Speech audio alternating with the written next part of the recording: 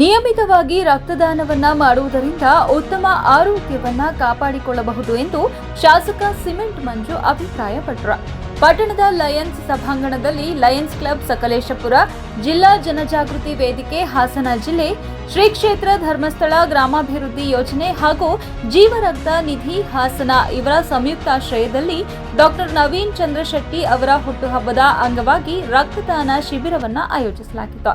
ಶಿಬಿರವನ್ನು ಉದ್ಘಾಟಿಸಿ ಮಾತನಾಡಿದ ಶಾಸಕ ಸಿಮೆಂಟ್ ಮಂಜು, ರಕ್ತಕ್ಕೆ ಪರ್ಯಾಯವಿಲ್ಲ. ಪ್ರತಿಯೊಬ್ಬರೂ ನಿಯಮಿತವಾಗಿ ರಕ್ತದಾನ ಮಾಡಲು ಮುಂದಾದರೆ ಅನೇಕ ಜೀವಗಳನ್ನು ಉಳಿಸಬಹುದು.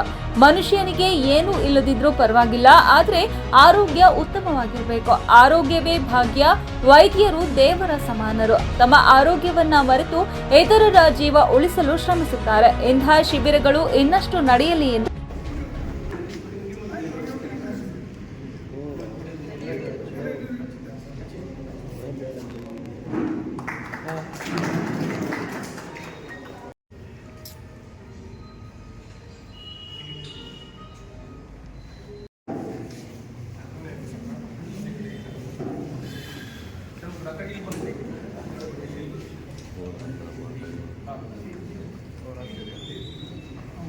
ಯಾವುದೇ ಸೇವಾ ಕಾರ್ಯಕ್ರಮಗಳಿಗೂ ಲಯನ್ಸ್ ಕ್ಲಿನಿಕ್ ಜಾಗ ಹೋಗ್ಬಿಟ್ರೆ ಎಲ್ಲರಿಗೂ ಕೂಡ ಹಲವಾರು ಜನಗಳಿಗೆ ಲಯನ್ಸ್ ವತಿಯಿಂದ ಅನುಕೂಲ ಆಗಿದೆ. ನಾವು ಮುಂಬರ್ತಕ್ಕಂಥ ದಿನಗಳಲ್ಲಿ ಕನ್ಸ್ಟ್ರಕ್ಷನ್ ಶುರು ಮಾಡಿದ್ರೆ 3 ತಿಂಗಳು ನನ್ನ ಶಾಸಕರ ನಿಧಿ ಯಾವತ್ತೂ ಕೂಡ ಪ್ರೋತ್ಸಾಹ ಯಾವತ್ತೂ ಕೂಡ ಇರುತ್ತೆ ಅಂತೇಳಿ ಈ ಶುಭ ಸಂದರ್ಭದಲ್ಲಿ ಸಕಲೇಶಪುರ ನಗರವನ್ನ, ಈ ಕ್ಷೇತ್ರವನ್ನು ನಾವು ನೀವೆಲ್ಲರೂ ಸೇರಿ ಕಟ್ಟಬೇಕಾದಂತ ಅವಶ್ಯಕತೆ ಇದೆ. ನೂರಾರು ಸಮಸ್ಯೆ ಇದೆ, ಗಮನಕ್ಕೆ ಸರ್ಕಾರ ಇಲ್ಲಿರ್ತಕ್ಕಂಥ ಸಂದರ್ಭದಲ್ಲೂ ಕೂಡ ಪ್ರಾಮಾಣಿಕವಾಗಿ ಆತ್ಮಸಾಕ್ಷಿ ಕೆಲಸ ಮಾಡೋದಕ್ಕೆ ಇಲ್ಲ. ನಾನು ಹಲವಾರು ವೇದಿಕೆಗಳನ್ನ ಡಾಕ್ಟರ್, ಅದರಲ್ಲೂ ಎಸ್ಪೆಷಲಿ ಡಾಕ್ಟರ್ ಕೆಲಸ ಮಾಡೋರು ನನಗೆ ಏನಂತ ಸರ್ಕಾರಿ ಡಾಕ್ಟರ್ಗೆ ಎಷ್ಟೋ ಜನ ಏನಾಗ್ತದೆ ಗಡಿಯಾರ ಕೆಲಸ ಮಾಡ್ತಾರೆ. ದಯವಿಟ್ಟು ಬೇಡ, ಭಗವಂತ ಡಾಕ್ಟರ್ ಉದ್ದೇಶ ಇರ್ತಕ್ಕಂಥ ಪುಣ್ಯ.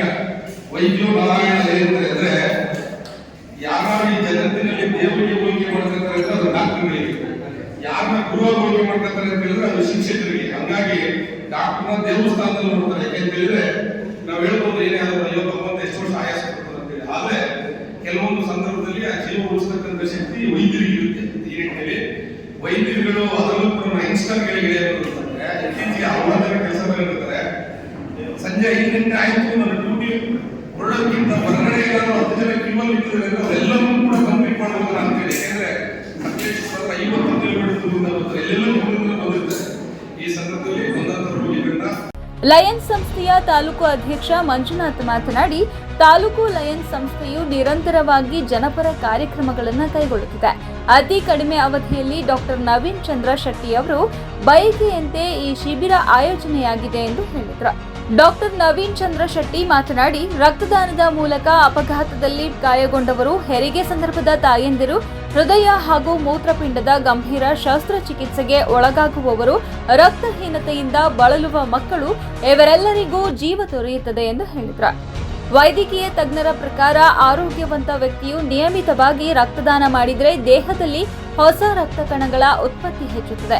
ಇದರಿಂದ ರಕ್ತ ಸಂಚಾರದ ದೋಷ ಕಡಿಮೆಯಾಗುತ್ತದೆ, ಹೃದಯ ರೋಗಗಳ ಸಂಭವ ತಗ್ಗುತ್ತದೆ. ಅಂದ್ರೆ ರಕ್ತದಾನ ಮಾಡುವವನು ಕೇವಲ ಮತ್ತೊಬ್ಬರಿಗೆ ಜೀವ ನೀಡುವುದಲ್ಲ, ತನ್ನದೇ ಆರೋಗ್ಯವನ್ನ ಕಾಪಾಡಿಕೊಳ್ಳುತ್ತದೆ.